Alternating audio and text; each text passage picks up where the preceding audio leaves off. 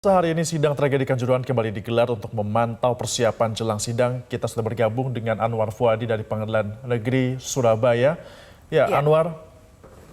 langsung saja kita tanya. Di sana sudah ada Anwar Fuadi. Oke, baik. Sudah tersambung ya bersama kami. Adi, seperti apa persiapan di Pengadilan Negeri Surabaya dan apa saja agenda persidangan hari ini, Adi? Ya, Naila, pada hari ini Jumat 20 Januari 2023 ada dua agenda persidangan yang akan dilaksanakan terkait dengan tragedi Kanjuruhan. Yang pertama pagi ini, kalau berdasarkan jadwal pada pukul 9 pagi akan dilakukan sidang dengan agenda pembacaan eksepsi dari 3 terdakwa dari anggota kepolisian yang setelah sebelumnya ia menyatakan mengajukan nota keberatan pada saat pembacaan dakwaan pada hari Senin lalu. Dan nanti sekitar pukul 13 waktu Indonesia Barat juga akan dilakukan persidangan dengan agenda pemeriksaan saksi-saksi. Ini adalah sidang lanjutan begitu setelah kemarinnya juga dilakukan pemeriksaan saksi-saksi terhadap 2 terdakwa lain yaitu Panpel Abdul Haris dan juga Security Officer Suko Sutrisno. Dan untuk persiapan persidangan pada pagi hari ini di sekitar area Pengadilan Negeri Surabaya tadi kami sudah melihat sudah disterilkan oleh aparat kepolisian termasuk juga tadi menggunakan anjing pelacak, lalu perangkat keamanan di sekitar pengadilan dan juga ruang sidang juga sudah disiapkan begitu ya untuk pelaksanaan persidangan pada pagi hari ini.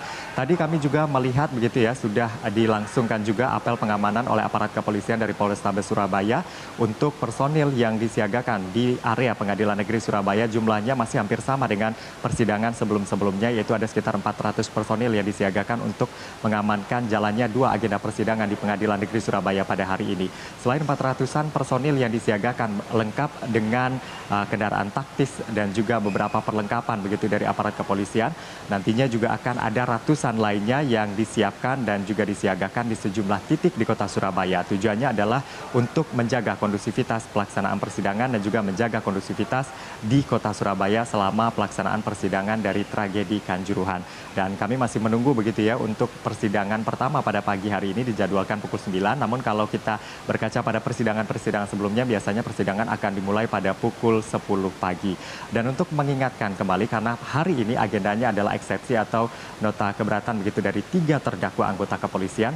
Sebelumnya ketiga orang ini didakwa dengan pasal 359 KUHP tentang kelalaian yang menyebabkan kematian. Yang pertama adalah mantan Kabak Ops Polres Malang, yaitunya Kompol Wahyu Setio Pranoto. Sebagai Kabak Ops Polres Malang kemarin dalam dakwaannya JPU mengatakan ialah yang bertanggung jawab untuk melakukan perencanaan, pengendalian pada saat pengamanan pertandingan Arema FC versus Persebaya yang terjadi pada 1 Oktober 2022 lalu. Ia juga lah yang harusnya mengendalikan seluruh personil yang melakukan pengamanan pada saat persidangan. Namun Kabak Ops Polres Malang pada saat itu yaitu Kompol Wahyu Setio Pranoto ini justru membiarkan penembakan gas air mata yang kemudian memicu kepanikan begitu dari supporter sehingga banyak di antara mereka yang mencoba untuk keluar dari gate-gate yang terbuka tidak sempurna atau terbuka sangat kecil sehingga terjadi penumpukan supporter di sana dan menyebabkan kematian. Lalu kemudian Wahyu juga dinilai tidak memperhatikan saran dari saksi Ibtu Bambang Sulistiono yang merupakan Kasat Intelkam Polres Malang pada rapat koordinasi tanggal 15 September 2022 lalu. Yang mana pada saat itu Bambang mengimbau agar tidak ada senjata khususnya bagi anggota BRIMOB jangan sampai menggunakan gas air mata di dalam stadion. Lalu kemudian untuk terdakwa kedua yaitu Bambang Sidik Ahmadi. Bambang Sidik Ahmadi ini adalah Kasat Samapta Polres Malang. Dalam dakwaannya kemarin jaksa menyebutkan bahwa AKP Bambang Sidik Ahmadi ini turut memerintahkan anak buahnya di Sat Samapta Polres Malang untuk melakukan penembakan gas air mata menggunakan senjata flashball warna hitam. Dan inilah yang kemudian memicu kepanikan khususnya di area tribun bagian selatan di Stadion Kanjuruhan, Kepanjen, Kabupaten Malang. Dan yang terakhir adalah AKP Has Darmawan, ia adalah Danki Brimob Polda Jawa Timur. Beberapa poin begitu ya dalam dakwaan yang disampaikan oleh JPU kemarin diantaranya memerintahkan bawahannya untuk menembakkan gas air mata ke beberapa titik ke arah Aremania di Stadion Kanjuruhan, misalnya ke belakang gawang sebelah selatan, lalu ke Shuttle Ban begitu ya. Kalau dari persidangan kemarin kita saksikan cukup banyak begitu perintah untuk penembakan gas air mata yang memicu kepanikan khususnya di Tribun Selatan. Salah satunya adalah di gate 13 yang disebut banyak sekali korban berjatuhan yang meninggal dunia di gate tersebut. Padahal berdasarkan regulasi keselamatan dan juga keamanan dari PSSI sebenarnya tidak diperbolehkan adanya senjata api dan juga senjata pengurai massa di dalam Stadion Kanjuruhan apalagi pada saat pertandingan berlangsung. Dan kita akan lihat nanti eksepsi atau nota keberatan dari ketiga terdakwa ini akan seperti apa begitu ya menunggu jadwal persidangan pada pagi hari ini.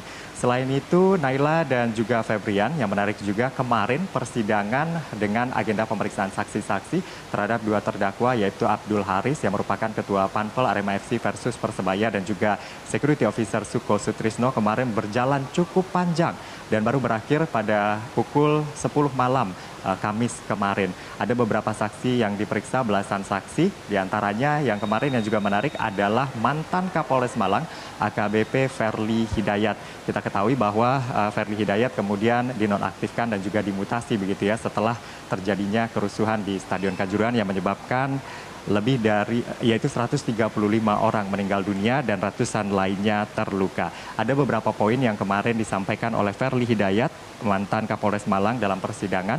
Yang pertama adalah ia tidak mengetahui dan tidak ada anggotanya yang meminta izin untuk menggunakan gas air mata untuk mengurai kerusuhan yang terjadi di Stadion Kanjuruhan pada malam hari itu.